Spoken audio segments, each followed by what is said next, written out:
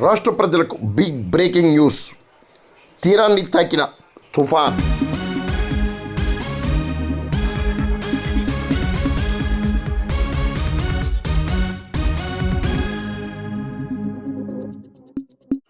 రాష్ట్రంలో అల్లకల్లోలం సృష్టిస్తున్న మోంతా తుఫాన్ కాకినాడ యానం మధ్య తీరాన్ని తాకినట్లు రాష్ట్ర విపత్తుల నివారణ సంస్థ అధికారులు తెలిపారు.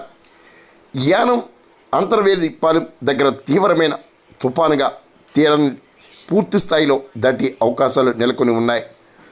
తుఫాన్ పూర్తిగా తీరాన్ని దాటేందుకు 3 నుండి 4 గంటల సమయం పడుతుందని, తీర ప్రాంతంలో గంటకు 90 నుండి 100 కిలోమీటర్ల వేగంతో గాలులు వీస్తున్నట్లు రాష్ట్ర విపత్తుల నివారణ సంస్థ అధికారులు తెలిపారు.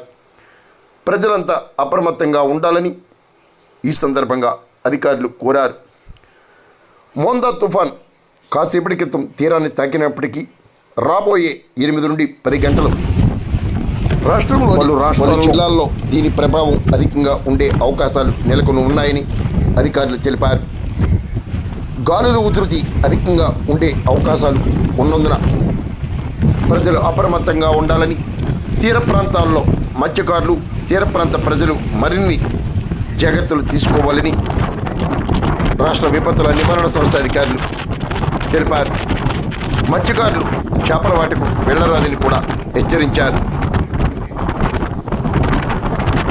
బుధవారం మధ్యాహ్నం సాధారణ పరిస్థితి వచ్చే అవకాశం ఉందని కూడా రాష్ట్ర విపత్తుల నివారణ సంస్థ అధికారులు ఒక ప్రకటనలో వివరించారు. మరి మీరు జాగ్రత్త.